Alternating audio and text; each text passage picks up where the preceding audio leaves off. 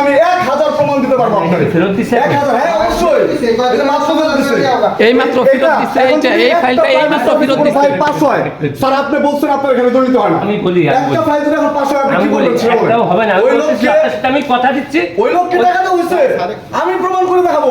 আমি ওই বলি লোককে আমি টাকা দেওয়া আপনাকে হইছে। কথা দিচ্ছি তো এই ওটিআই নাম্বার দিয়ে ওই লোককে টাকা দেওয়া হইছে স্যার। আমি বলতেছি আপনার, আমি তো বলছি যে কোনো ফাইল ফেরত যাবে না, আপনাকে কথা দিচ্ছি। আপনি তো এখন বললে হবে না স্যার। এখন না তো, এখন তো আমার তো আগেই বলা আছে। অলরেডি ফাইল আজকে ঘুরাই দিছে, এখন ঘুরাই দিছে।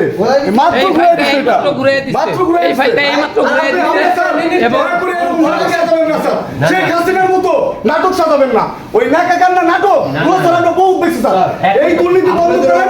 অন্যথায় আমরা বড় ধরনের কিভাবে স্যার? এটা কিভাবে? আনসার কি করছে ভাই ভাই এক্সকিউজ মি, আনসার কি করছে আচ্ছা আপনার ওই যে ওই পাশে একটা দোকান আছে, তো আমি এই জায়গায় যখন আপনার এই আর একটু লাউডলি বলেন, জোরে বলেন। কাগজপাতি সব নিয়ে আসি, তখন আপনার আমার এক বড় ভাই ছিল, ওনার সাথে নিয়ে আসি, বলছে কোনো সমস্যা দাঁড়ান, আপনার ফাইল পাস হবে, আপনি ওয়েট করেন। পরে পরে শুধু সব পাস হবে। জমা দিচ্ছি। আপনারা খালি যে দেখেন ফাইল দেওয়ার পরে শুধু শুধু মনে হয় যে মানে মাটিয়ে রাখছে বাইরে আমার মানে কাগজপাতি ব্যাগ দিছি, এরকম একটা জিজ্ঞাসা ভাই কি সমস্যা, থেকে দাও বাইরে দাও এরকম একটা ফাইল নিয়ে আসো, দাও ওই লোককে নিয়ে আসো। না এই যে এরকমই, তো বলছে এত টাকা দিলে আমি আমার এখানে কি হচ্ছে আমি টাকা দেইনি, ভাই বলছে যেটা সৎভাবে আমি করবো তো আমি কেন টাকা দিব, তো এই কথা কই আমি ব্যাগ আইসা বসছি। পরে আমার বড় ভাই বলছে যে যাও, যে ওদেরকে দেখা যায় যে আমরা তো সরকারি ফিস অনুযায়ী টাকা দিচ্ছি, দেখা যায় ওনারা কিছু হাত খরচের টাকা দিচ্ছে, তা যে 500 টাকা দেওয়া।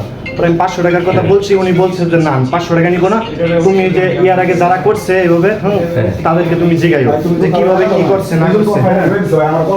আমি আইসি 500 টাকা দিছি, 22 কারে? হ্যাঁ এটা তোমার ভাই 500 ওই জায়গায় আনসার, হ্যাঁ আমি দিছি ওই পাশে। নাম কি ভাইয়া? ওনার নামটা আমার স্মরণই করছে না। দেখলেন চিনবেন? হ্যাঁ দেখলে আমি চিনবো। দেখে একটু নিয়ে আসেন ভাই, নিয়ে আসেন। আচ্ছা যান যান, দেখে নিয়ে আসেন। জি জি, আগে না দাঁড়ান, কয়জনকে নিয়ে আসবেন রে ভাই? এটা বুঝেন না কেন, কয়জনকে নিয়ে আসবেন আপনি? এই অফিসের প্রত্যেকটা স্টাফ এরকম এর সাথে জড়িত, প্রত্যেকটা স্টাফ। আপনি কয়জনকে নিয়ে আসবেন? বসেন। হ্যাঁ এখানে আসেন, বসেন ভাই এখানে আসেন। হ্যাঁ, একটা প্রাইভেট সার্ভিস পাস করা ফাইল নিয়ে আসো। পাস হয়েছে কোনটা? পাঠাইছি বললো যে এটা কি ভুল না পাস? এটা ভুল করে পাঠিয়ে দিতে, পাঠিয়ে দেওয়ার পরে তোমার হচ্ছে কি এইখানে যখন যে পর্যন্ত টাকা না আসবে সে পর্যন্ত এটা শুধরানো হবে না, যে কারণে জনগণ বাধ্য হয়ে টাকা দিয়ে। আচ্ছা ভাই, তুমি একটা কাজ করবে, শোনো আমি বলি, এটাই যে এই ওটিআই নাম্বার, হ্যাঁ এই আইওডি নাম্বারটা না, এই নাম্বার দিয়ে টাকা পাঠায়, মানে বাইরের দিকে বিকাশ টাকা পাঠায়।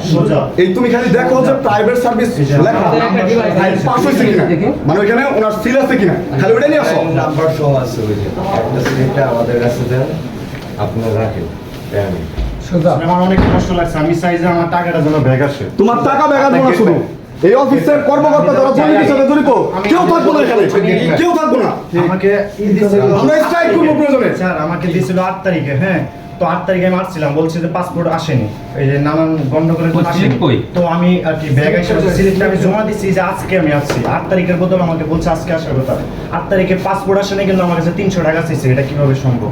সেটা আপনি আমাকে বলুন। স্যার সবকিছু ঠিকঠাক করে নিয়ে আমরা আবেদন কিন্তু করি, ওই যে কিভাবে স্যার আমি একজন স্টুডেন্ট, বুঝতে পারছি, একটা মানুষ দূর থেকে আসে। Suppose দেখেন আমি বলছি, আমি জানি বিষয়টা ভাই যে ওয়াইডি নির্বাচন অফিসে একটা বক্তব্য কি আছে, লাইভে বলছে যে ভাই আমি নির্বাচন অফিসে আছি। জি, অবশ্যই অবশ্যই আমরা যাচ্ছি। 12,000 থেকে এই জায়গায় পাসপোর্ট বানাইতে এসে দিচ্ছি। ভাই একটু বলি, তো দুর্নীতির সাথে যুক্ত। এক মিনিট।